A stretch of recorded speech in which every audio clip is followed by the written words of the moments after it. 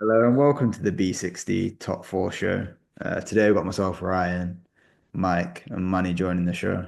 Um, I thought I'd start with you, Manny. We'll start on a good note before we get into two disappointing results. But I know Chelsea, big win against Liverpool. Don't know whether they're down towards now they won the league, but nevertheless, 3-1. Big result. What do you think of the game? Yeah, it was a good game. Obviously, you can tell by the smile on my face. Um, Hmm? three, po- three, 3 points that I didn't really expect at the end of the game, but 3 points that we got by playing well. Um, it was a Liverpool's. I'd say it's kind of like first and a half team. They had a few first team players playing, but for the majority was second team. I mean, the midfield they were playing Curtis Jones, Endo, Harvey Elliott. Um, so yeah, it's kind of quite a lot of backups in there. But do you know what I mean? You can only play what's in front of you, and there was a job to be done. We controlled the game for the most part, even though they did have the majority of the possession. Um, I'm starting to like what we're doing off the ball. Um, our defensive structure is something that we didn't really have in the middle part of the season. We were conceding too many goals. We weren't able to keep a clean sheet. Um, But I feel like if we carry on the way we're playing defensively, I think we'll have a strong chance of getting into the Champions League. But yeah, it was a good game overall. A lot of good performances. I feel like Cole Palmer played really well, and he got his goal at the end of the game, albeit it was a penalty. But do you know what I mean? He still got to score him. Yeah, I feel like the defense was pretty solid. Neto played really well. Um, Yeah, Enzo as well, another good performance. So yeah, it's just onwards and upwards. I think that we're really starting to build something right now. Um, just got to keep it going, and then hopefully we can get Champions League football and a Champions League trophy. Yeah, it'll be a good end to the season. I feel like, yeah, you've definitely been stronger these last few months. Um, Yeah, I think I saw a video on Instagram of the players in the dressing room. You could tell that they were quite amped up after the win. I think Cole Palmer was like his cold self and just kind of walked past the cameraman, just didn't had no reaction. But most of the other players were quite celebratory. So yeah, it was a good win for you. Yeah, and I think yeah, you needed that defensive structure. I think you were leaking too many goals middle part of the season. So it's good you've tightened up at the back. Um, Yeah, Yeah, I don't know about Liverpool. I think it'll be interesting. I think we're playing them next week, but part of me's got the feeling that I know they've usually most teams after they won the league, they're not really playing for much, are they? So the motivation's not quite there. They tend to drop off a little bit, but I don't know. I've kind of got a feeling they'll still probably turn up for us next week.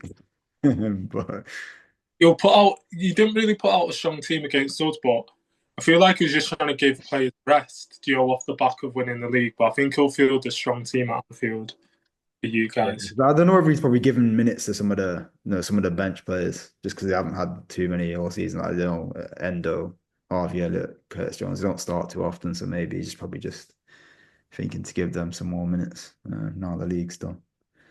Uh, Yeah. but I'll move on to Arsenal. To be honest, yeah, quite a disappointing second half performance. I was actually thinking like it'd be interesting how we played because we started pretty strong. I know Timber had a bit of a knock, apparently be fine for PSG, but other than that, Ben White played in his position. We had pretty much the strongest team we could have played. I know Moreno dropped to the bench and he went with Trossard up front, but I think that was probably just tactically the option he went for. But we started the game really well.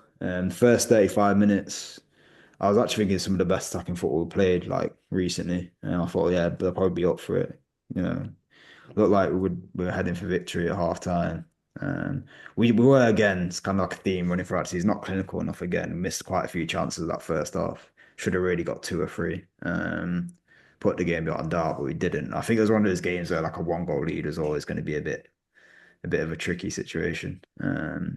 And it turned out to be, but both the goals are quite sloppy, to be honest. We're usually quite strong on set pieces, but First one was like a long throw, Roy lap settings, just launched it into the box. No one even jumps with Hoyson, he just heads it in the middle of the 6 yard area. And there was so many red bodies around him as well, so don't think defensively that was good enough. And then the second one, a bit controversial because I think it might have gone in off his elbow, to be fair. VAR did have a look at it, but apparently there wasn't enough evidence. But I think the second angle they showed on the replay, I think it does come in off his elbow. But again, defensively, not good enough. Didn't win the first header. They were able to flick it on. And then, yeah, Erdegaard at the back post. I think it's something he does, a lot of Arsenal defenders do from set pieces where they tend to just, face up their man and just get two hands on him. But again, I think Evan Nilsson gets there ahead of him, or just wants it a little bit more. And I think Raya could flick it off the line. I think he flicks it onto his knee and then it like kind of just parries in. But yeah, it wasn't good enough either, the second goal. So yeah, it's another disappointing. To be honest, like in the league, I'm kind of thinking like I don't know when our next win's going to come from. And I think to be fair, people have been talking about oh, it's going to be a treble of second place or whatever. I don't know if we'll even get that at the minute. I'll be honest. Hmm? We've got Liverpool, and then Newcastle as well. Newcastle obviously going for top four. I'm kind of glad they drew, to be honest, because we've still got a four point gap on them. I'm hoping it is just Liverpool just turning up to the games for the last 90 minutes and they're not too bothered because we could probably could do with 3 points at Anfield. We've got Southampton at the end of the season, which I know we're not been playing great at the minute, but I'll back us to get 3 points there, surely. They've obviously not been too good this season. So Oh, do you know that? second one. Do you know that performance against Bournemouth? I don't really watch Arsenal too often, but I feel like the way you played that game, it was like if we win, that's all right, but if we don't, it don't matter anyway because we're probably going to get top five. Do you know what it is? It's not even that. I think it's like, bro, it's like we're two different. We're like a Jekyll and Hyde team. There'll be like one half, like it's usually we start the game slowly, like there's no intensity to our play, we're moving the ball too slowly. And the second half we turn up and get a result. I feel like this is kind of the opposite. Like we started the game really well, first 35 minutes, created a lot of chances. I think we should have scored more, but then like just well, the intensity wasn't there. I don't know whether these players are tired or mentally they're fatigued. I don't know what it is, but like we went from playing with quite a bit of energy in the first half, and then the second half it was just like I don't know, it just like completely different. It's like a completely different team turned up in the second half. And then even then, like when they got the equalizer, like Bournemouth were the most likely, and then obviously they did get the winner. But yeah, I don't know. I think a lot of the fans are piling a lot of heat on Ødegaard. In all Right? fairness, he got assists for the first goal, but I'm not trying to hear. This is what I'm saying about football nowadays. People look at stats and think a guy's played well. He played horribly. Like, he's supposed to be a captain, bro. He played so bad. I don't think it was just him though. I agree. Like he's not been at his level at all. Like last few weeks, like he didn't really turn up against PSG either. Yeah, just the whole season he's not been at his level. I think he's admitted that as well. But then it's like I don't know. Like what did like in that second half? None of the other offensive players turned up either. Like we didn't look like we were going to do anything. And it's not, I don't think you can blame Odegaard for that, just a lack of intensity. And defensively as well, like, I know like no one really says anything about the defense because we've got the best defensive record in the league, but standards defensively, I think have slipped. I'm surprised we still have the best defensive record league, in the honest, because compared to last season, some of the goals we're conceding are sloppy. Like it's never a team that just like, fair enough, you can kind of, if a team plays like an amazing move and, or it's like a wonder strike or something, fair enough, fair play, like give credit to the opposition, but like, some of these goals are like schoolboy errors, bro. Like not winning your header on the corner for the second goal. Like it's a long ball in. No one even jumps up to challenge it. Like, bro, he probably like Hoyson, he this even said it on commentary. Hoyson probably couldn't believe how easy it was. Like just it was unchallenged. He's in the middle of the 6 yard area. Like it just knocks it in. Like it's not good enough. And to be honest with you, like you'd kind of think we played a full strength 11. It'd be good to go into the PSG game with a bit of confidence. You don't want to be going off of like a disappointing like that, then having to go to like an intimidating atmosphere at the Parc de France, and you know probably going there a bit short confidence because our league form hasn't been great. See, I'm not too hopeful. Like after watching the Bournemouth game, I was a bit mad. I was thinking, yeah, if we don't get them all in and concede five on aggregate, I'll be happy, bro. To be honest, but I think, yeah, it's gonna take a lot. It's probably we need a miracle performance against PSG, especially the way we're playing at the minute. Hopefully, we can turn up, um, but I don't know. I'm not too convinced. But yeah, I'll move on to the Brentford game. Another crazy scoreline, 4-3 Brentford. Mike, how did you find the game? Yeah, it was a crazy game to be honest. I wasn't expecting much from it. Obviously, we made a few changes. We had a few kids on the starting 11. We had a Turkish keeper who's not the best. And obviously, we had a few players coming back for injury, like Delit, although he got injured again. So obviously, yeah, it was a good start. Obviously, Mount got his goal. Um, Benacho got a good assist. So I thought, I mean, I wasn't bringing too much hope into the game anyway. I thought we were going to lose anyway, to be honest. Um, and then obviously, yeah, it got to 4-1. I was like, shit, then it's getting a bit peak now. Like, we can lose, innit? But we can't be losing 4-5-1 or whatever. It's a bit embarrassing. And then, yeah, obviously, Ahmed came on. Garnacho scored a good goal again. And obviously, it's Europa League or boss. I keep saying that. But if we don't win Europa League, questions have got to be asked of Amrin, especially now we're 3 up for the second leg. Whoever we get in the final, whether it's Tottenham or that other team, we should be beating them both regardless as well. Obviously, getting in Champions League will help us get more funds for the transfer window, which would help us attract more players.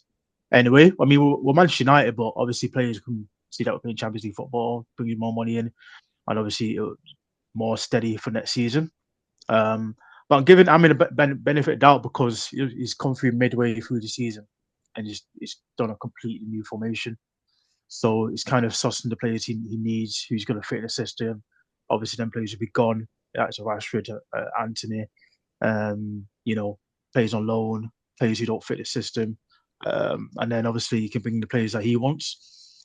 A manager needs to be given at least a transfer window or two, but he needs to be putting in the results. Next season, Premier League or not, we're not no United fans are going to be putting up for these results. So from the get go, it's got to be, we want to be challenging for the top four minimum, and then obviously, fighting for the Champions League as well. So it's kind of letting him ride in the Premier League this season, kind of sussing the players out. Like we've got enough to play for in there anyway, but we got a Europa League or questions are going to be asked of him. Yeah, I think it's kind of difficult. I think when you initially appointed him, I think he kind of wanted to come at the end of the season, didn't he? But I think his hand kind of got forced. Yeah. You wanted to bring him in midway through, obviously to replace Ten Hag. But I think it's difficult for a manager to come in mid-season, especially. I know he bought Dorgu in, but he doesn't really have probably the players he needs to utilize that system the way he wants. And then also as well, yeah, I think you can need a pre-season when you're coming in as well, just so you can, address things Yeah. tactically. Because it's hard to do it when you've got games coming thick and fast. You don't have that much time just to work on everything week to week. So yeah, I think the jury's out on Amorim. Obviously, if you do win the Europa League, get Champions League, it'll have a massive impact on what you can do in the summer. Do you reckon? Would you say major overhauls needed at United, or do you think there's a few players you can kind of build around?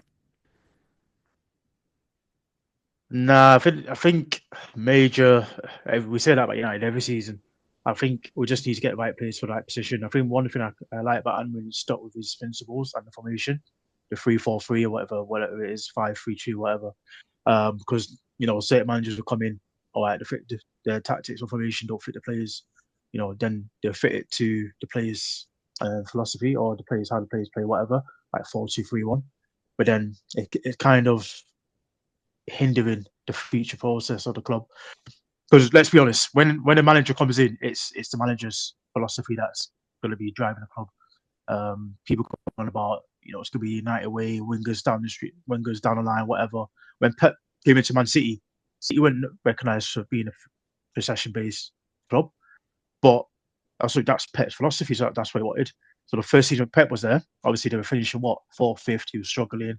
He got his players in, but Pep's lucky because City got money, so he was able to just splash 50 quid on this guy, 50 mil. Sorry, not 50 quid. Imagine 60 mil on this guy. It didn't work out. All right, get next man in. You know what I'm saying? So obviously we're not in that position, although we are a rich club, but we're kind of, with the Glazers are kind of fucked us up in the last few years that we've always spent now in so much debt that we can't even buy players. So that's why Champions League is so important.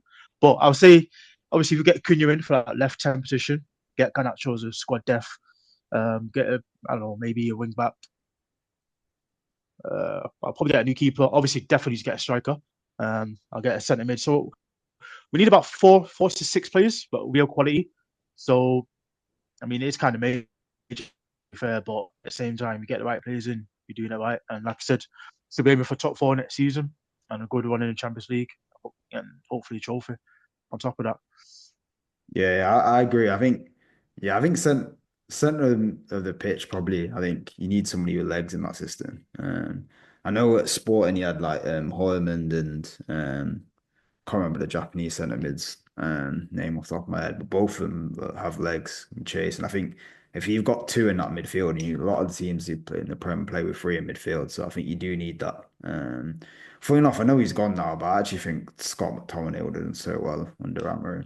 Um, Yeah, Napoli. it would have, to be fair. He's, It he's would that have. type of player. I think physically, like he's probably the best runner you had in your midfield, and he's gone now. But um, yeah, I think it'll be interesting. I think it's a big summer for a lot of clubs. Yeah, and I think the battle for strikers is going to be tough because I don't think there's too many options out there, and there's going to be a lot of clubs looking at them. So um, No, but Dilap, Osimhen, yeah, couple man, yeah. off the top of my head, I can't really think of. But yeah, No, I think I was almost expecting like him to bring Gyökeres back. Kind of just Djokovic, yeah, I forgot about him. Yeah, I don't know. I will see what happens. I think he's insisting on Champions League football. So if you do win the Europa League, that'll probably help. But yeah, we'll have to see. But talking to managers, I think I want to bring it on to Mikel Arteta, and before I do a little deep dive into how we've been playing this season in his position. Personally, I'm not somebody who's Arteta out.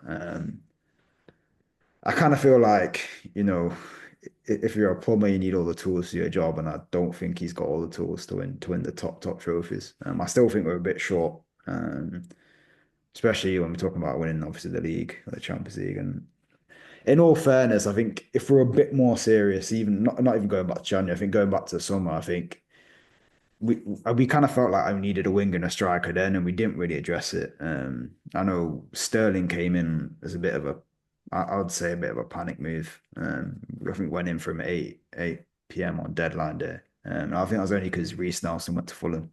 Um, Otherwise, I don't think that move even would have happened. I think we'd just get Reece Nelson. But yeah, I think we definitely need a winger, striker.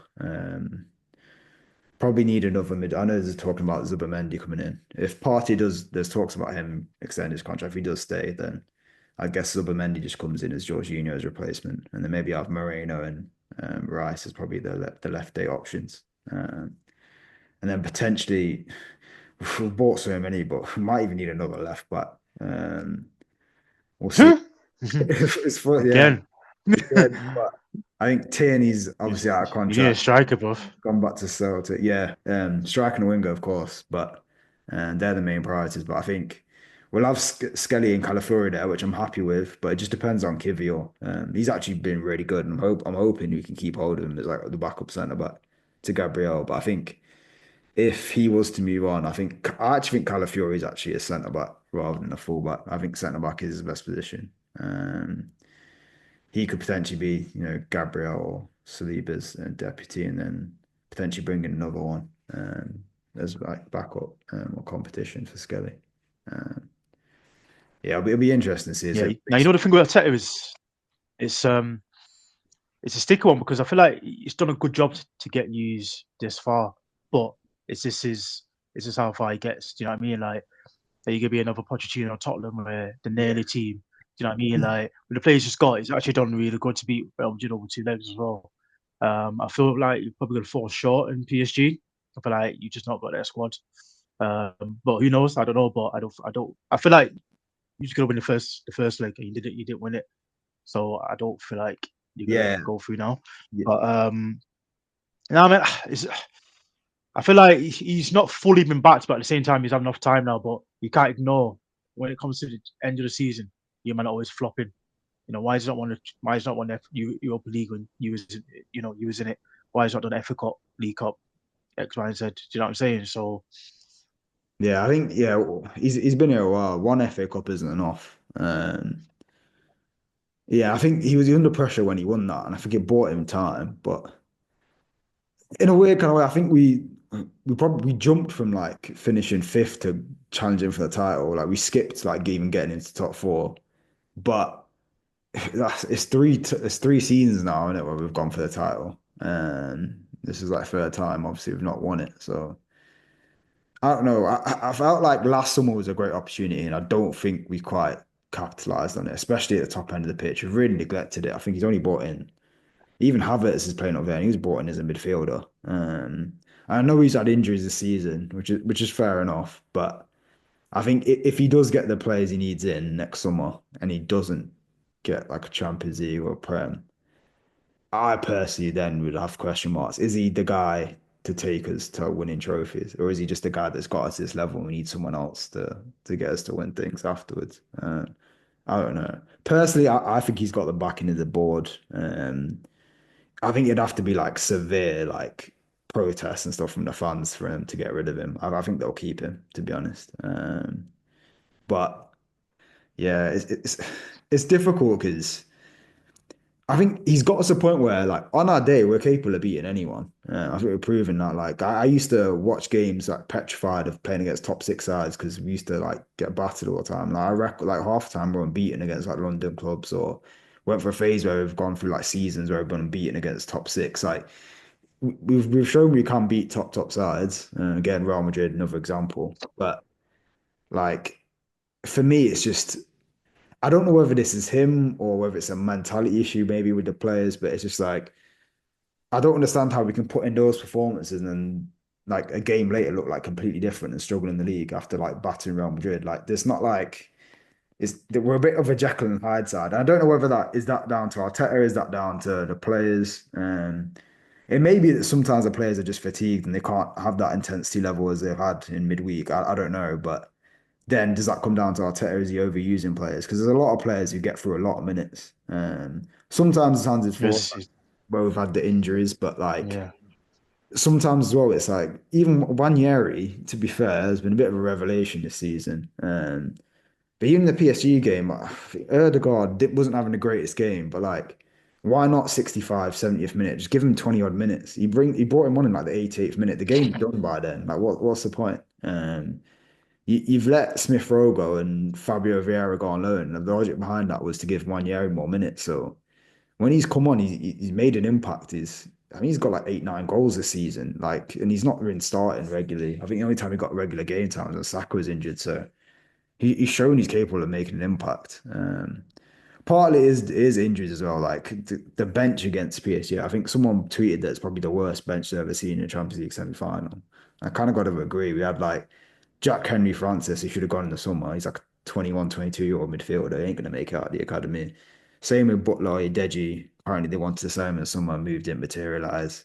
I think he's had a couple of minutes off the bench, but he's 22. Kabi is like a 19-year-old kid. Like, there just wasn't much available to change the game. And to be honest with you, I don't think Sterling's really warranted minutes, to be fair. I don't really have any faith he would have changed anything either. So he's kind of hamstrung by that, but I do feel like I don't know whether we look at the way Slot did, where apparently like they weren't training as intensely during the week, so they'd avoid injuries and they'd be fresh for the weekend. Maybe it is we're overtraining, but I don't know. I think he just needs to get over the line. I think if he wins a trophy, I don't think there'll be any question marks about him. He's got to get it done. He's got to win a major one. Because I actually think he's a top coach. A lot of players, a lot of fans want him out, but then it's like, well, if you ask them who they're going to bring in, and then they don't have an option. So I think Yeah, there's not that's too many young coaches out there that I think are better than Arteta. So I don't know. It depends. I think personally that he's done well. Like, don't get me wrong. How long has he been there? Like 7 years, something. I don't know. I think it's like 5.5. I think. Five or whatever it is. He's done well to build the squad he's built. Like he's built a top 11. But he didn't really go down. You went more down the route of maybe, let's say, what Liverpool did. You know, where they built like a good 11, but they didn't really have too much depth. Like you didn't really go down the route of City. Do you know where Prime City you could have two players for every position? Yeah. So that might be one reason. Also, maybe I don't think we should criticise Arteta too much. That obviously, in terms of the league, we shouldn't anyway. Just because I think looking at them Pep City teams, they're probably some of the best teams to ever play in the Prem.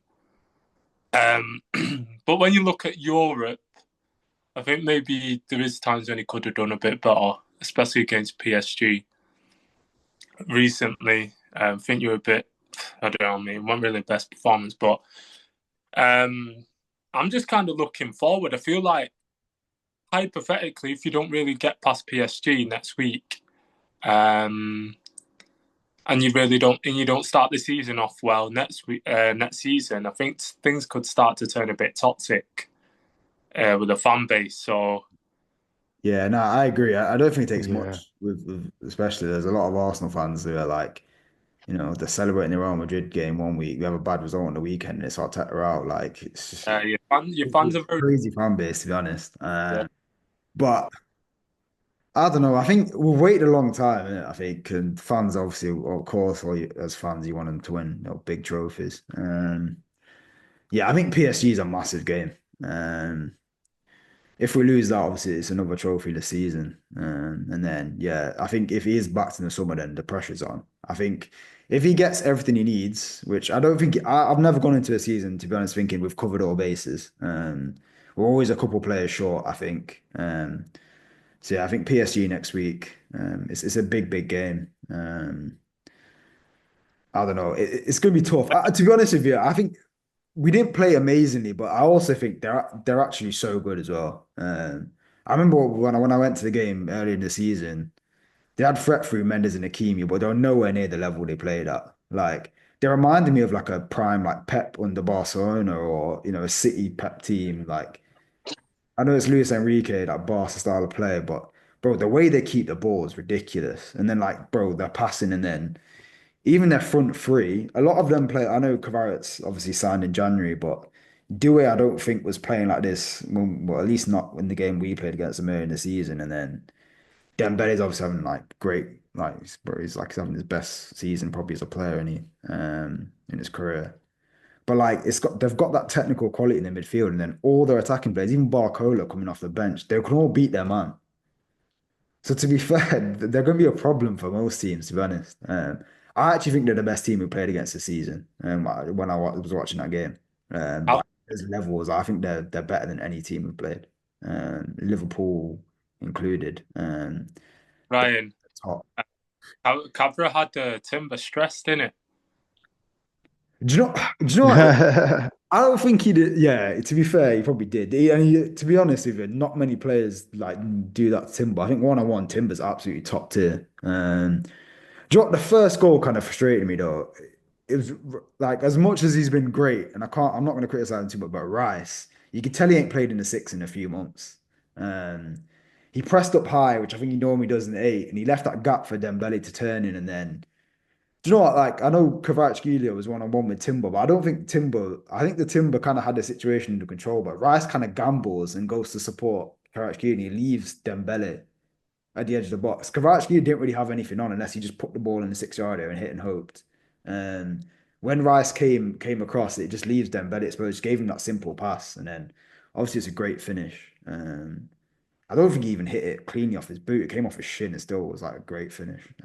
But to be fair, we were kind of lucky anyway. When we were chasing the game at the end, to be fair, Barcola and Giancarlo Ramos could have finished the tie off, really. He hit the bar and then Barcola scuffs his finish. It could have been 3-0 going into this week. Man was doing toe picks in front of goal. Toe pokes That and Ramos guy.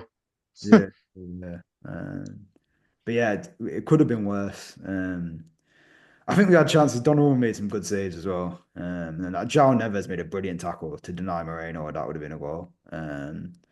So we had our moments. I think we can get at them. It's just I don't know if we're good enough to go score two or three away against them, and then they're so good Keep them defensively. out at the same time. And normally I'm quite confident that we can keep clean sheet against anyone, but I do think they'll score. I think if we get the first goal, hopefully, like early, we can cause a bit of panic, pressure on. I don't know, but I think if they score first, the tie's done. I don't see us scoring three unanswered goals after that. Because we're gonna have to again chase the game. But hopefully we can get the goal early, get back in it, and then it's more even from there, and hopefully we can get the job done. But it's going to be very very tough. But Chelsea obviously, Yeah. you're up against Jengard and Manny. Routine win in the first leg. Should be a spot in the final for sure. Bro, that Swedish team, them on a third feud. The Yeah, way we I saw some of the defending was awful. What That Jackson goal. Oh my gosh. he basically headed it into his own net trying to clear it, bro. It was awful. bro, It was that, yeah, bro, that team is dead, bro. That's some League Two team. Yeah, they were easy work, but do you know what I mean? Let's not be complacent. Obviously, there's still a job to do at home. Man um, trying to be humble. You should whoop the house, bro. Quick whitewash. yeah, just yeah, we should just try and get the win for the confidence and the morale of the group. But yeah, 4-1 lead. I think that's us basically into the final. And I don't even know who's on the other side. Is it? I think it's Real Betis and Fiorentino. Anthony, bro. Yeah, Yeah, Anthony's goal. I don't know yeah, what's happened to him. Anthony's doing bits. I can't lie. He's big He's quality. doing bits. Yeah, they're yeah, desperate to keep him. So I think that Joaquin, I know he's a bit of a club legend at Betis, but he was saying if they had to kidnap him to bring him back to Betis, he'd give him the car. Like, I think they want Anthony back badly. I think apparently Atletico and stuff are looking at him as well. yeah. I just This is what teams. This is what teams say, but when it comes to they don't put a bid in. They just chat, man. think, Oh no, I But reckon yeah, go on, Betis man. will try and keep him for sure. If he's yeah, available, Let's see. yeah. He's a good. I think he's a good loan. I think just different players suit different leagues, in it. Like looks a different player, but yeah, I think out of them two teams, I'd probably rather face Fiorentina just because them Spanish teams, you just know how to get it done in them European finals. But um, yeah, man. I mean, just concentrate on the next game. Hopefully, it's another European final, and we can get the job done, whether it's Fiorentina or Real Betis. yeah, sure. And Manny, likewise, great result for you against Bilbao. Money. And sorry, Mike, my bad.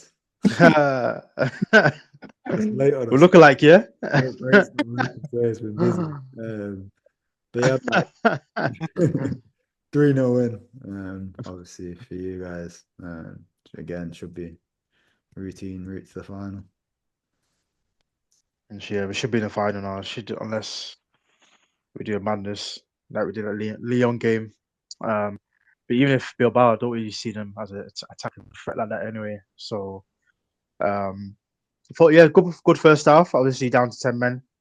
Maguire doing up, Yamal and the wing and that doing a madness. But yeah, good first half. Obviously, I would have liked a fourth goal just to ease the pressure a little bit in the second half, get a fourth one. But we should do the job in Old Trafford, even if because obviously it's up to them and they need to attack us. So if they attack us, we play our best football on the counter attack. Garnacho, Ahmed, Fernandez didn't even play today, so he's fully rested. Haaland's fully rested. Even though I don't really rate him, but he'll do the job. So yeah, we've got one foot in there. We should be easing through to the final, and then I'm confident. Like I say, wherever we play Tottenham or that other team, I don't know that other team's called, but we should be beating either of them. So yeah, it's gonna be a shit season, But if we can end it with a trophy, can't complain. You know what I'm saying?